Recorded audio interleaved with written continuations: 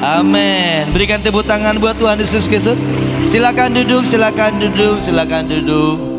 Coba lihat kanan kiri, kasih senyum yang terbaik buat dia ya. Walaupun virus masih ada, tapi senyum yang diberkati harus selalu ada. Yang percaya katakan amin. Dua cerita di Alkitab dengan dua tema. Maaf, satu cerita dengan dua tema. Tema yang pertama tadi pagi berbicara tentang bagaimana kita bisa melihat tanda-tanda rohani dalam hidup kita, sehingga Naaman mengalami mujizat yang tidak mungkin. Sakit kustanya bisa sembuh hanya dalam 5 menit. Itu hitung-hitungan saya 5 menit, karena cuma disuruh mandi 7 kali di Sungai Jordan. Celup 7 kali, 1, 2, 3, 4, 5, 6, 7. Mungkin 5 menit gak nyampe. Kok bisa? Kenapa bisa hanya dalam 5 menit? Padahal dia ngalamin sakit itu udah lama, udah bertahun-tahun. Kok bisa sembuh hanya dalam 5 menit? Kenapa? Jawabannya karena Naaman belajar melihat tanda-tanda rohani di sekitarnya. Yang percaya katakan amin. Saudara datang ke sini tadi kan lihat tanda-tanda. Belok sana, ada pelang di sana GBI Deli Tua, masuk ke sana. Kalau saudara mau ke GBI Deli Tua, saudara masuk pelang yang salah, maka saudara tidak akan pernah sampai di tempat ini. Yang percaya katakan amin. Hal yang sama kita sekarang sedang menuju ke surga.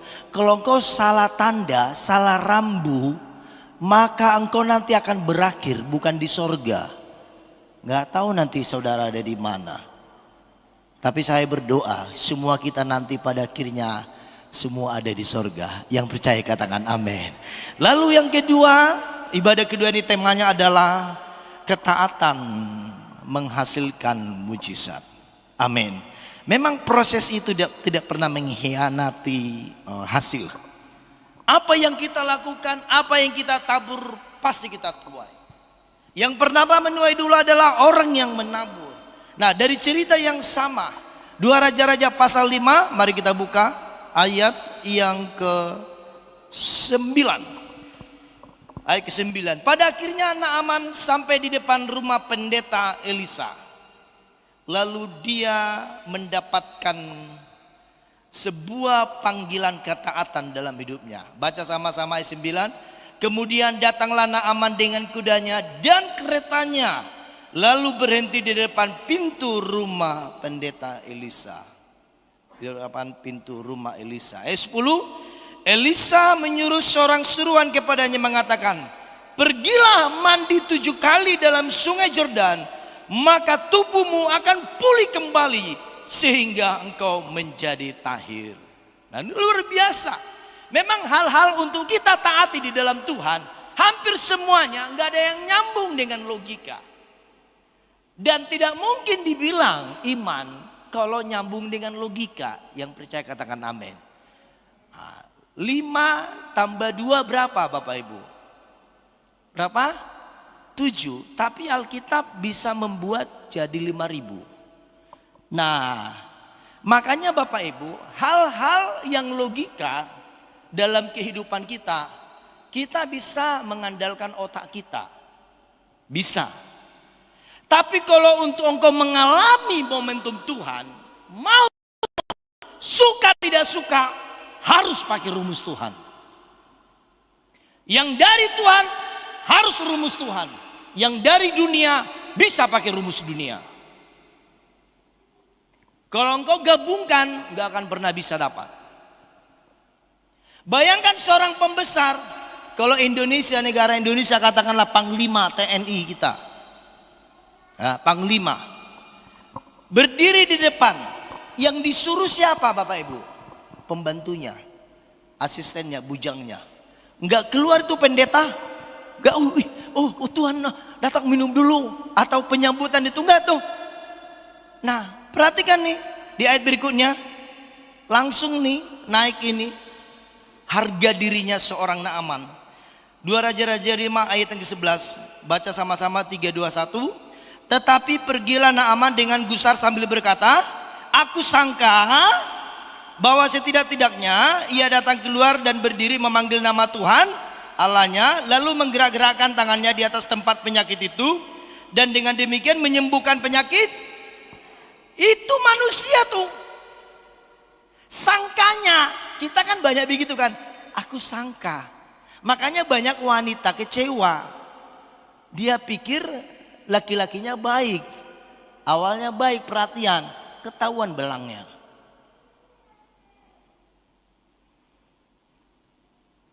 Saya kan banyak mengkonseling. Enggak baik Pak Pendeta.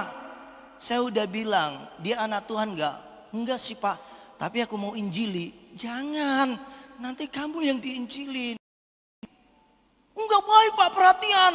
Udah makan belum sayang? Udah minum belum? Udah mandi belum?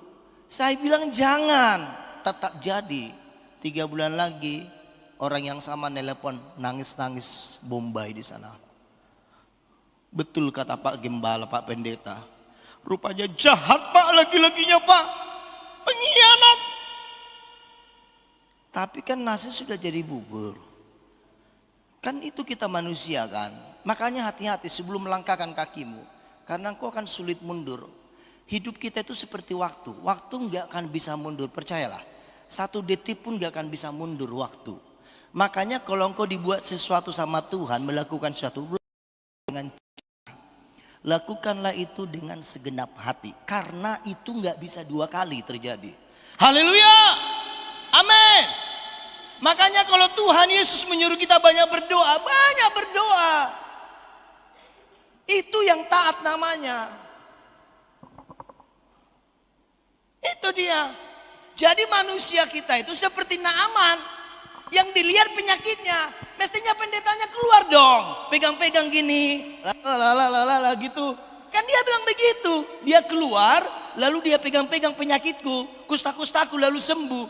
Itu kan otakmu Naaman. Lo kamu datang sama hamba Tuhan itu hanya menyampaikan yang sifatnya profetik.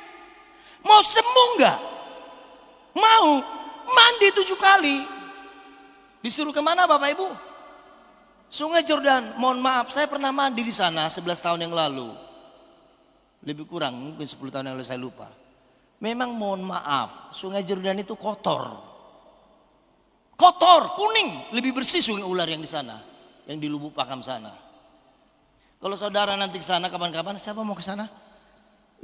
Enggak ada yang mau ke sana. Puji Tuhan. Jadilah sesuai imanmu, amin.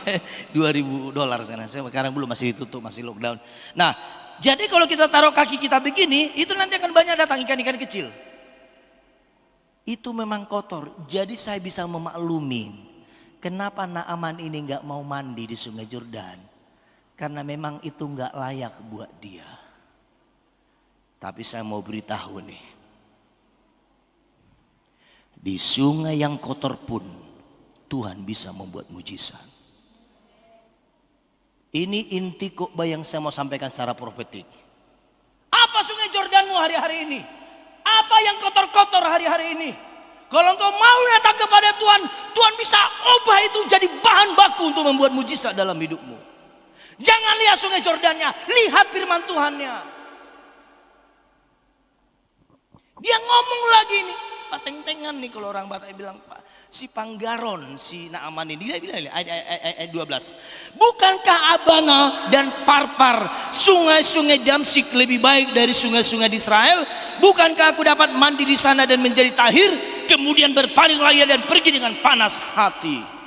Hampir hilang dia mujizat.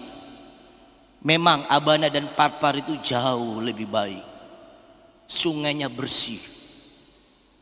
Tapi saya mau beritahu, bagi Tuhan yang terlalu penting itu bukan situasi, kondisi, dan tempat. Yang penting bagi Tuhan nomor 1 ini nih, hatimu, motivasimu, komitmenmu. Saya mau beritahu ya, sebelum Tuhan buat mujizat dalam hidup Naaman, yang pertama dibereskan Tuhan bukan kesembuhannya. No way. Itu so far lah, itu masih jauh lah itu.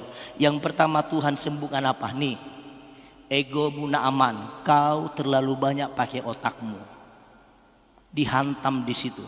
Saya mau beritahu ya, yang terlalu kau andalkan dalam hidupmu, sebelum Tuhan memberkatimu, Tuhan akan hancurkan itu lebih dahulu. Jadi lebih baiklah hancurkan lebih dahulu daripada Tuhan yang menghancurkan. Apa yang banyak kita pakai? Saya dan saudara banyak memakai kesombongan.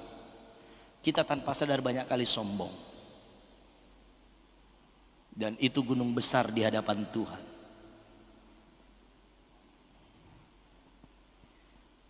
Ingat di kebenaran ya, di hadapan Tuhan saya bicara. Yang paling penting buat Tuhan bukan masalahmu, tapi hatimu. That's right. Karena Tuhan tidak pernah menciptakan masalah, tapi Dia ciptakan hatimu. Memang Tuhan adalah pembuat masalah menjadi berkat. Dia pengubah masalah. Tapi yang utama bagi Tuhan adalah Tuhan sangat cinta dengan hati. Carefully. Dia Bapa yang baik. Saya punya anak yang paling kecil TK. Anak pertama saya wanita, anak kedua cewek. Dua-duanya luar biasa. Yang kedua, nanti dia menggambar Bapak TKB. Umur berapa? 6 tahun lebih kurang. Gambar. Lalu dia akan bawa begini ke papanya. Papa, cantik kan? Dalam hati saya, aduh jeleknya minta ampun. Lalu saya bilang gini, ih luar biasa, ih sayang, ih, cantik kali sayang, ih cantik kali. Dia bilang, ih cantik kan? Ih luar biasa, memang buru papa ini luar biasa. Tapi dalam hati, aduh jeleknya minta ampun. Anda ngerti? Anda ngerti sampai di sini? Yang punya anak ngerti nih, yang belum punya anak masih membayangkan. Bagiku cantik benar, cantik jeleknya relatif. Tapi persekutuanku dengan Dia itu nomor satu. Bapa di surga pun begitu samamu.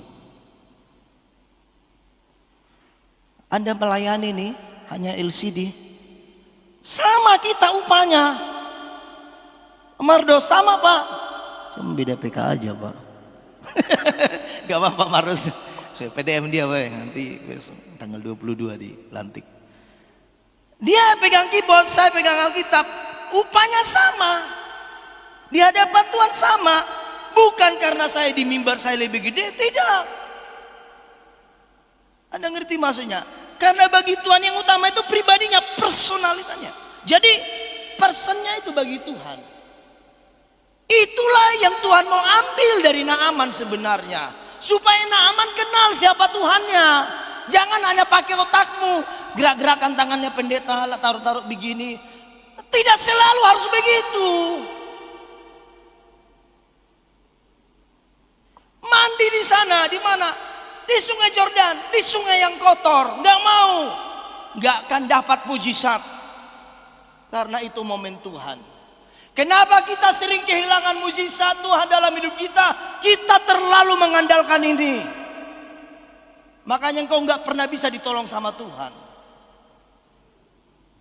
Enak nih belum makan siang jadi enak ngomongnya kencang.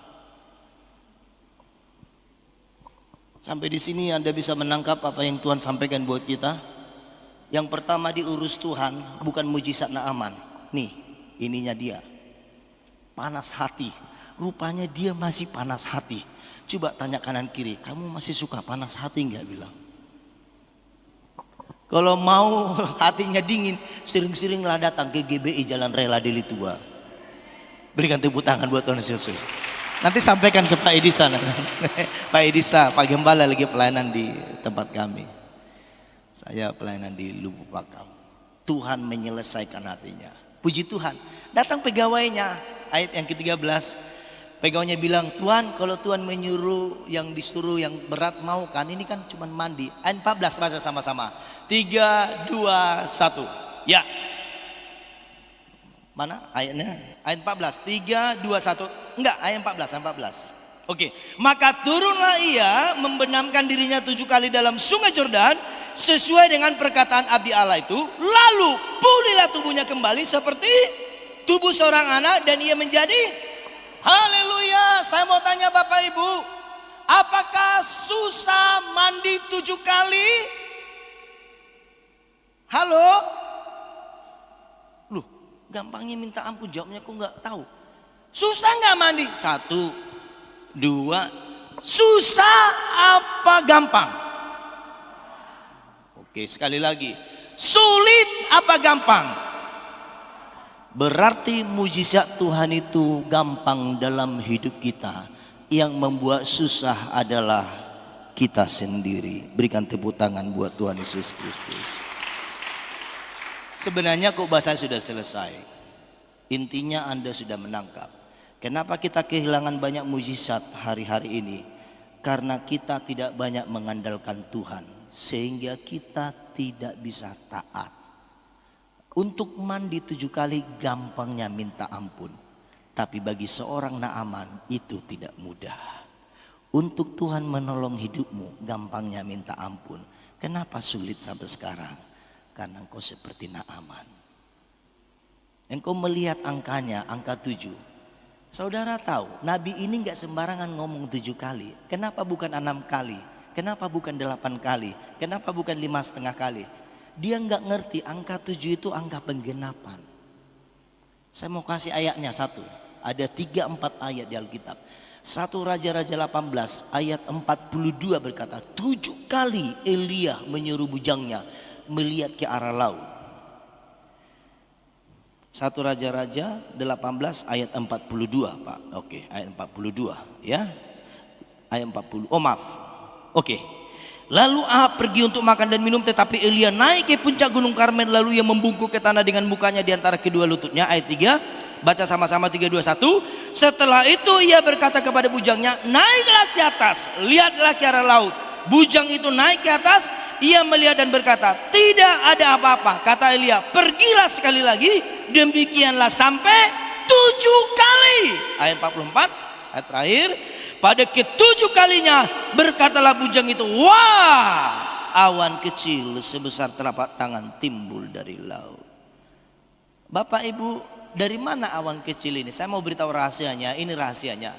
Sebenarnya awan ini dari hitungan yang nomor 1 sudah ada. Carefully.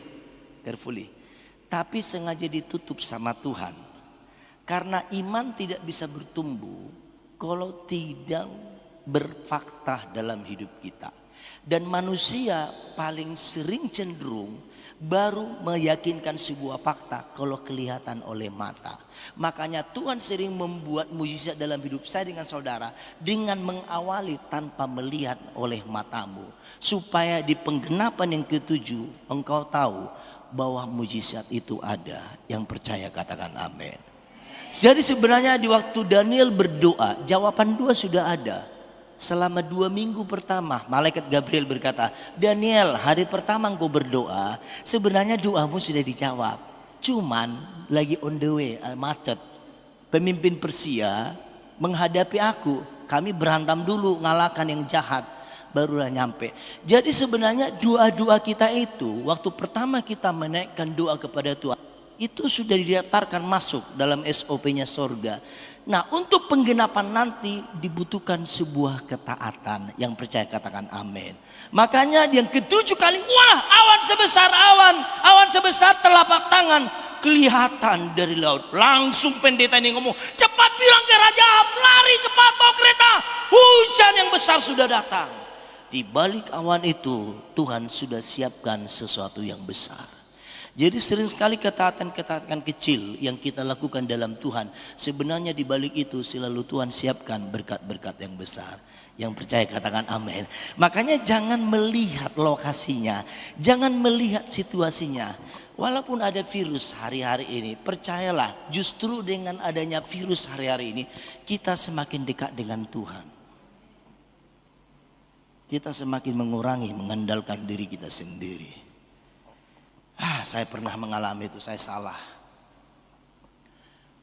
Ada seorang jemaat, saya orangnya biasa.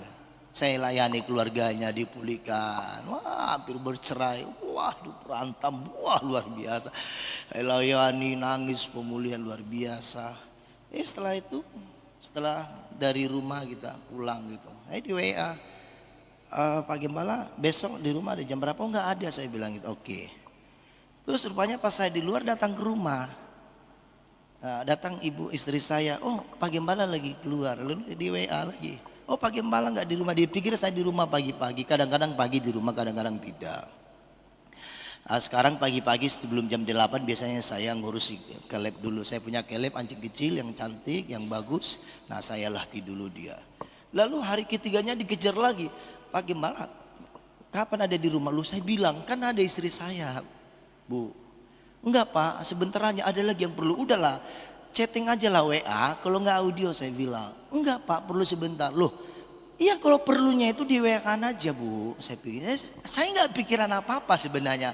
Maksud saya adalah kita juga kan punya kesibukan satu. Kedua, sebelumnya sudah berapa kali lah nih mereka, saya pikir sementara rest dulu lah, resting dulu lah begitu kan. Enggak Pak, sebentar aja. Akhirnya dengan sedikit ngedumel sedikit. Oke lah Bu, jam segini tapi tolong ya hanya sebentar karena mau rapat begini-begini. Iya datang. Saudara datang di rumah, saya pikirkan ada apa? Oh silakan Bu, silakan. Ada apa Bu? Dia langsung buka tasnya. Pak pendeta, aku mau hanya kasih ini aja. Saya lihat amplop besar saking banyaknya isinya, jadi tutupnya kebuka, nggak bisa ditutup-tutup. Rupanya dia kasih uang banyak. Bisa terkejut, loh Bu ini uang apa? Untuk gereja kah? Enggak, buat Bapak. Loh, Ibu dari mana uang Ibu? Saya sudah simpan ini lama Pak. Sejak tahun-tahun yang lalu Bapak melayani kami. Saya punya kerinduan memberkati Bapak. Makanya ada uang-uang kecil juga. Bayangkan bertahun-tahun dia simpan uang itu, dia kumpul-kumpul dikit-dikit. Hanya untuk kasih buat hamba Tuhan. Yang sementara bagi saya, ngapain lagi? Ibu chatting aja WA. Saya nggak tahu. Coba kalau dia bilang mau kasih uang, saya bilang oke, jam berapa aja pun bisa datang. Enggak lah, enggak begitu-gitu juga lah ya. Itu mata duit lah. Ya enggak juga lah. Tapi maksud saya adalah saya nggak nyangka gitu loh. Ngerti maksudnya? Betapa menghargainya dia seorang hamba Tuhan. Sampai ya begitu Amang. Cuman uangnya udah habis, kalau saudara mau tanya, udah habis, jadi nggak bisa lagi saya nggak traktir gitu loh. Kebetulan pas minggu-minggu itu istri saya lagi perlu banget beli apa gitu. Wah, aduh puji Tuhan kata istri, senang banget dia saya kasih uang itu. Istri-istri senang gitu ya kan. Makanya suami-suami ya, jangan telat-telat uang belanja ya.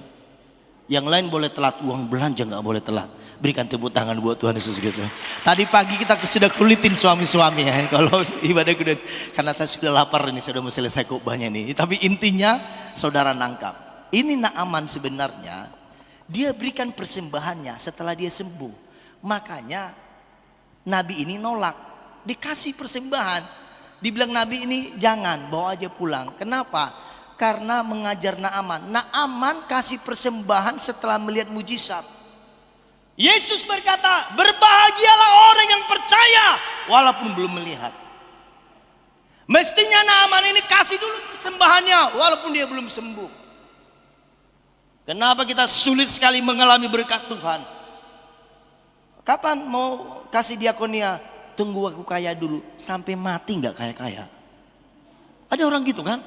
Tunggu aku kaya dulu. Loh kalau udah kaya, nggak usah dibilang.